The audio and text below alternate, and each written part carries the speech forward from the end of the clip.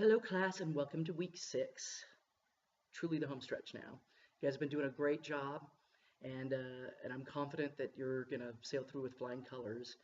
In this week, we're going to start to look more at the technology. We've talked about technology kind of sideways through the entire course, but this week we're going to look at some interesting trends in intelligence collection.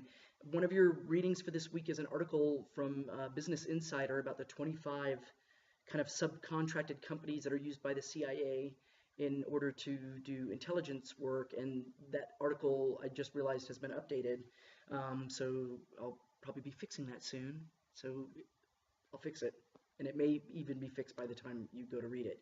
But it's very interesting. They talk about a company called In-Q-Tel, which is a company that basically does subcontracting for the CIA. So we talked about some of the issues several weeks ago regarding like the wheat versus chaff, the collection issues of millions of, from a SIGINT perspective, millions of types of signals or imagery, millions of pictures, and how we parse that. And so this article is interesting because it's indicating that there's a trend in the federal government to outsource some of the abilities to process that type of information, whether it's having somebody develop an app or software or just flat out do the work for you in terms of like cloud storage, data storage, etc. We got a whiff of that a couple of years ago, and I mentioned it at the beginning of the class about the Apple phone after the San Bernardino shootings, that they wanted to crack that phone. Well, they had to work with Apple in order to kind of make that happen, and it was not there was a lot of friction there in terms of that, but certainly, and it's interesting. I'm going to deviate here for a minute, but bear with me. It's interesting in my generation, when we walked uphill to school both ways, but in my generation, a lot of people wanted to go work for the federal government. A lot of people looked at it as a fairly noble pursuit, whether you joined the military or went straight into federal service, interned and then went off, whether you're working for the State Department, CIA, et cetera, FBI. It was kind of like, I want to go do that. And my perception, not the university's perception, but my perception is that given some of the transparency that it's occurred and some of the missteps and lack of faith, whatever it is that's occurring with the government, is now younger people, as they're entering the world of industry, et cetera, they're not so inclined to want to go work for the government because there's a lack of trust there. There's a lack of the relationship is very different. It's very different than it was 30 or 40 years ago. So where are those people going in technology, right? If they're engineers or they're software developers, et cetera, they're going into industry. They're going into private industry, et cetera. So the federal government's ability to tap into that, certainly they're still recruiting.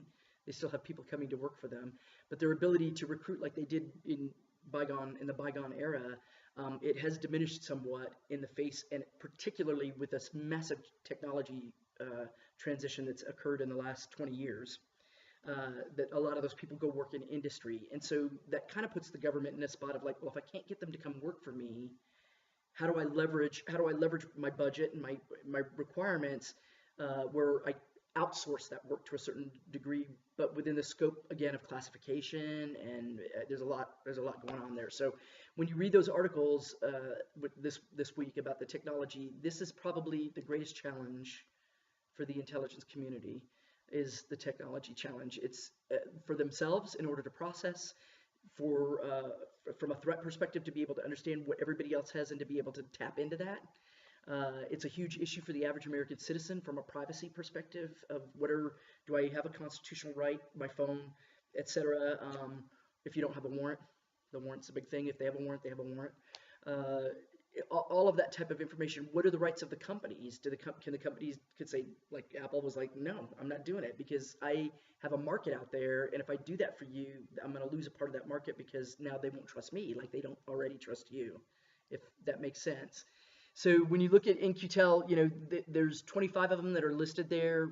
A couple of the ones that stood out to me as a SIGINTer.